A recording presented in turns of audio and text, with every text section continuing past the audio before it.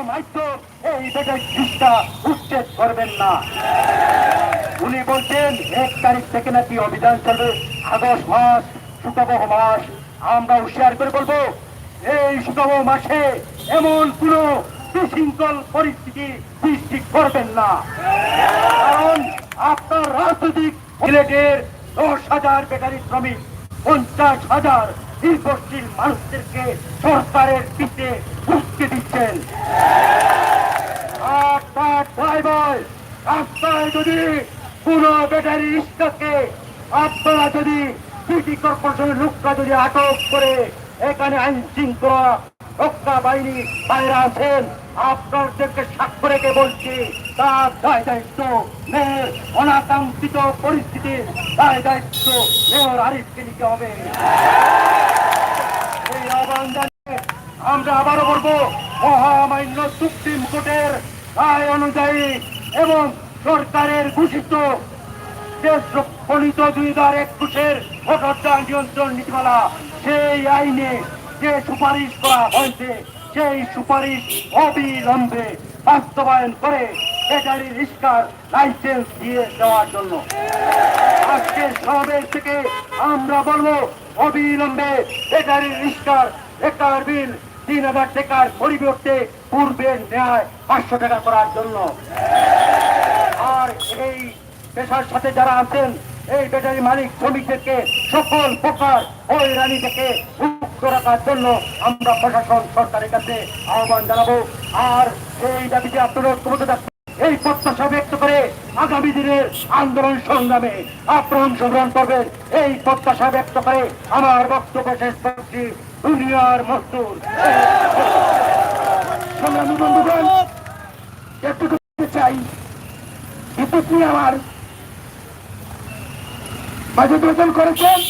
আমি একটা জিনিস বলতে চাই, আমরা দেখেছি অনলাইন মিডিয়ায় যে 3টা দপ্তরে, পানিমন্ত্রী দপ্তরে, সচিবালয়, আরেকটা আমার মনে নাই, যে 3 দপ্তরে প্রতি মাসে 95 লাখ টাকা কারেন্টের বিল আসছে। সরকার কি তা দেখে না? মেয়র কি তা দেখে না? জনগণ কি দেখে না? সব কিছু দেখে একটা জিনিস জানা রাখবেন, আজকে যদি আমরা একত্রিতভাবে যদি না খেলা হই, তাহলে আমাদের অধিকার আদায় কেউ ছিনিয়ে নিতে পারবে না। সংগ্রামী বন্ধুগণ, আমরা যে মিছিল নিয়েছি সমাবেশে, আমরা সবাই জননিরাপত্তা পালন করে মিছিলে সমাবেশের করে যেতে পারি, সেই লক্ষ্য রাখবেন। আমাদের সামনে এ পর্যায়ে বক্তব্য নিয়ে আসবেন চালক সংগ্রাম পরিষদের সভাপতি, আজকের সভার সভাপতি। আপনারা জানেন, শ্রমিকের বন্ধু, গরিবের পক্ষে ন্যায়ের কথা বলে থাকেন, সেই শ্রদ্ধাভাজন আজকের সভাপতি প্রণবজ্যোতি পাল ভাইকে বক্তব্য রাখার জন্য অনুরোধ জানাচ্ছি। সংগ্রামী বন্ধুগণ, বক্তব্যের শুরুতেই আজ সকাল থেকে অবিরাম বৃষ্টিপাতের মধ্যে বিভিন্ন ওয়ার্ড থেকে আপনারা আপনাদের অধিকার আদায়ের লক্ষ্যে এই সমাবেশ এবং বিক্ষোভ মিছিলে অংশগ্রহণ করেছেন। তাই চালক সংগ্রাম পরিষদের পক্ষ থেকে আপনাদেরকে শুভেচ্ছা জানাচ্ছি। আমরা ইতিমধ্যে আমাদের চালক সংগ্রাম পরিষদের উপদেষ্টা, সিলেট জেলার সদস্য সচিব, পাশাপাশি সিলেট জেলার সমন্বয়কের বক্তব্য শুনেছি, আমাদের চালক সংগ্রাম পরিষদের সাধারণ সম্পাদক মঞ্জু আহমেদের বক্তব্য শুনেছি। আপনারা জেনেছেন আমাদের আজকের এই বিক্ষোভ সমাবেশ কেন।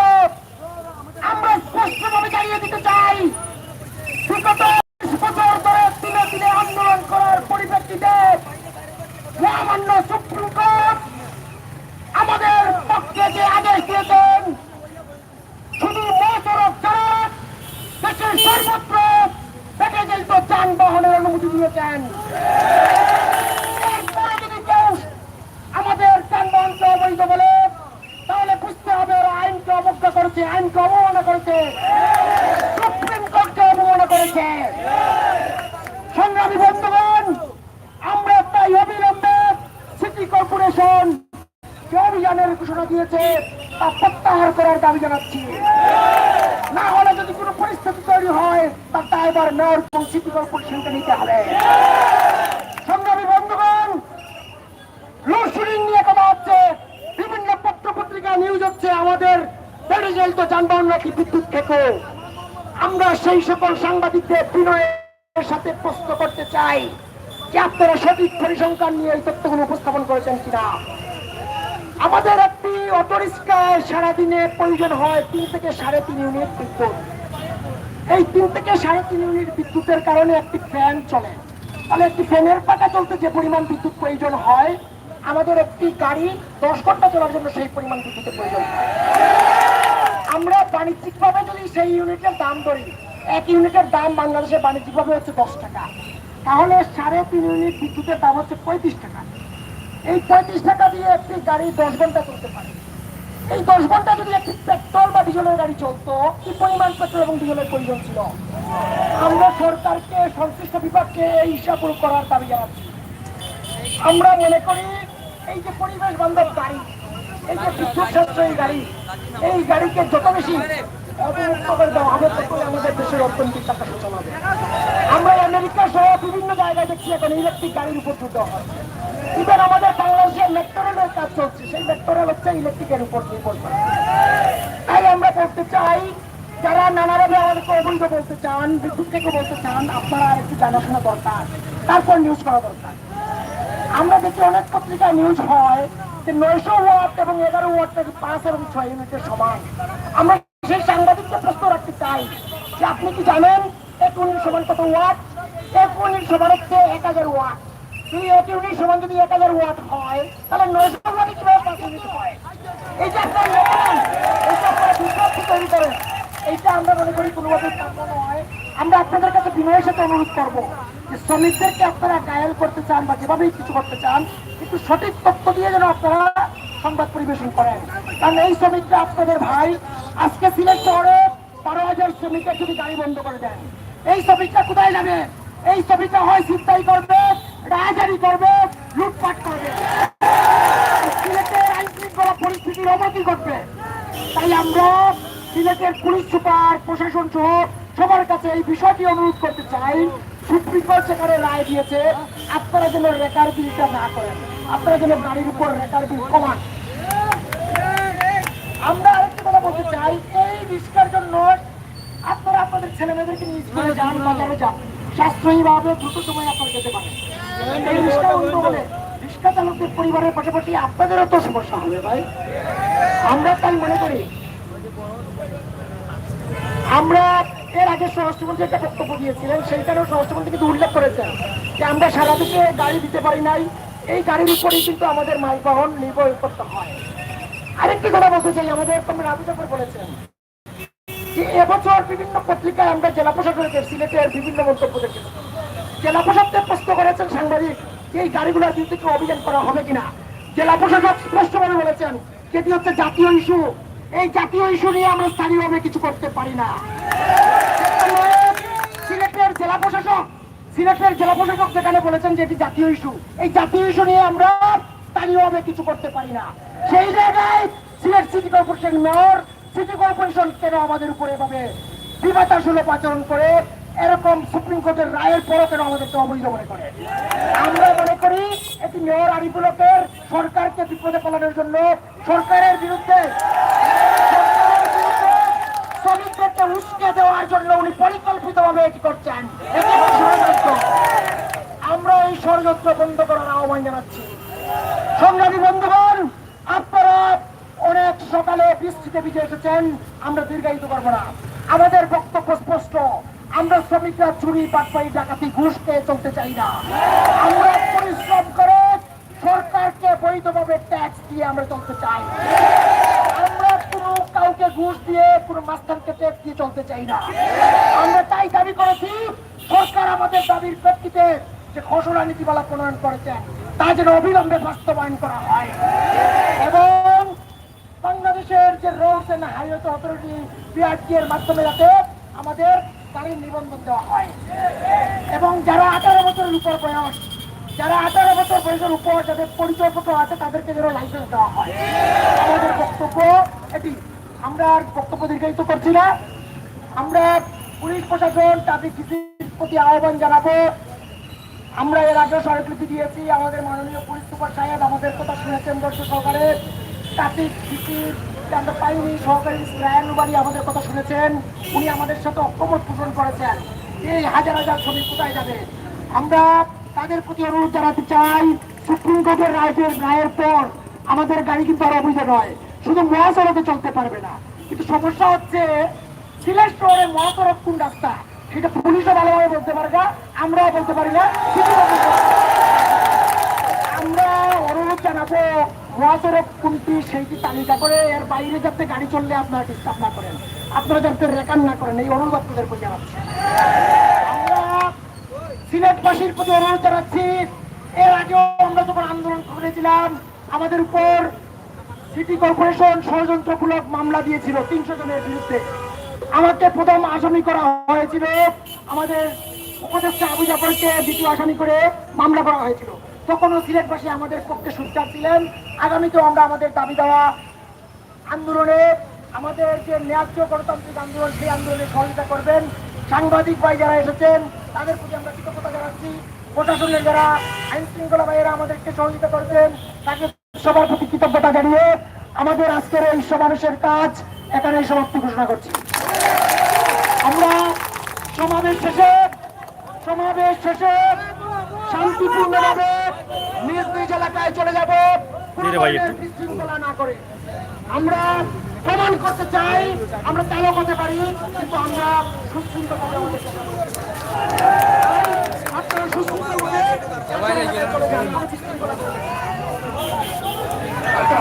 বন্ধুগণ, সভাপতি সেক্রেটারি, আপনারা দয়া করে অফিসে যাওয়ার জন্য বিশেষভাবে অনুরোধ করতেছি।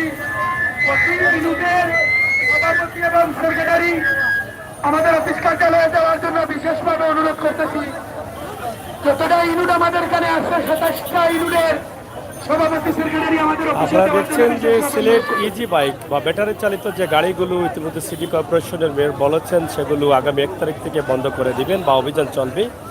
তার প্রতিবাদে শ্রমিক মালিক ঐক্য হয়ে তারা আজকের এই বিশাল সমাবেশ করেছেন সিলেট চৌহাট্টা শহীদ মিনারের সম্মুখে। এখানে তারা দাবি জানিয়েছেন, হুঁশিয়ার করে দিয়েছেন, মেয়রকে বলেছেন যাতে তাদের উপরে কোনো ধরনের হয়রানিমূলক অভিযান না হয়, সেই দাবি কিন্তু আজকে এখানকার নেতৃবৃন্দরা তুলে ধরেছেন। প্রিয় দর্শক, আমরা আশা করছি আপনাদের সকলের সহযোগিতা এবং ভালোবাসা আমাদের জন্য অব্যাহত রাখবেন। সিলেটের ম্যাগাজিন টিভি থেকে সবসময় আছি আমরা আপনাদের সাথে, আপনারা থাকবেন আমাদের সাথে।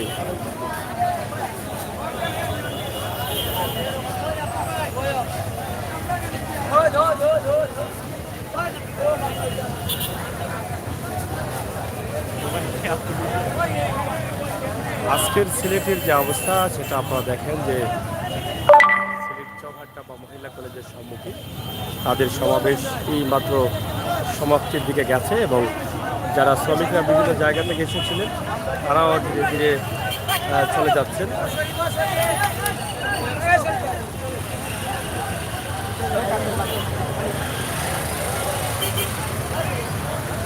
মোটামুটি আমরা চেষ্টা করছি আপনাদেরকে দুটি বিষয় উপস্থাপন করতে। একটি হচ্ছে যেহেতু সমাবেশ শেষ, আমরা সমাবেশের সব সামনে যে রাস্তা আছে রাস্তার পরিবেশ আজকে বৃষ্টির মধ্যে এমন সুন্দর কেমন আছে এই বিষয়গুলো আমরা উপস্থাপন করছি।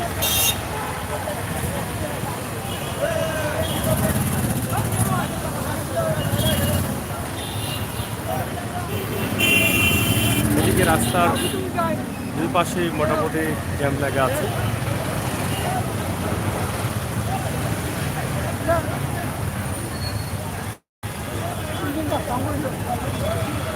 চৌহাট্টা পয়েন্ট এলাকার সম্মুখে কিন্তু আমরা বৃষ্টি আবার আসছে এরকম অবস্থা। তো প্রিয় বন্ধুরা, যেটা আমরা বলতে চাইছিলাম, আজকের যে এখানে সমাবেশ শ্রমিকদের ব্যাটারি চালিত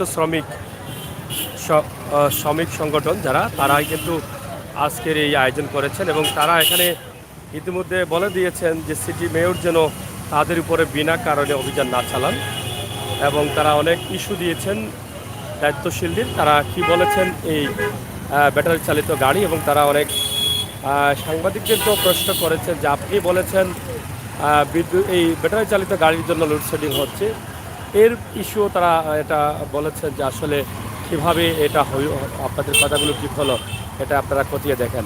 তো বিভিন্নভাবে তারা কিন্তু বিভিন্ন ধরনের তথ্য তুলে ধরেছেন এবং তুলে ধরে শেষ পর্যন্ত এটাই বলেছেন যে তাদের উপরে কোনো ধরনের অভিযান যাতে না হয়, 1 তারিখ যে ঘোষণা করেছেন সিটি মেয়র সেটা যেন বন্ধ করা হয়, নয়তোবা তারা আরও কঠোর আন্দোলনে যাবেন। তো প্রিয় দর্শক, সিলেটের ম্যাগাজিন টিভি থেকে আমাদের আজকের এই ভিডিওটি এখন পর্যন্ত ছিল। আপনারা সবাই ভালো থাকেন, নিরাপদ থাকেন, সুস্থ থাকেন এবং সিলেটের ম্যাগাজিন টিভির সাথে থাকেন সেই প্রত্যাশা আশা রেখে বিদায় নিচ্ছি। আমি সাথে সিলেট চৌহাট্টা কেন্দ্রীয় শহীদ মিনারের সম্মুখ থেকে আজকের অবস্থা এবং পরিস্থিতি।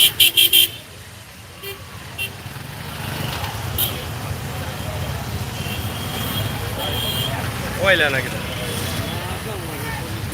হ্যাঁ আইয়া গেছো নি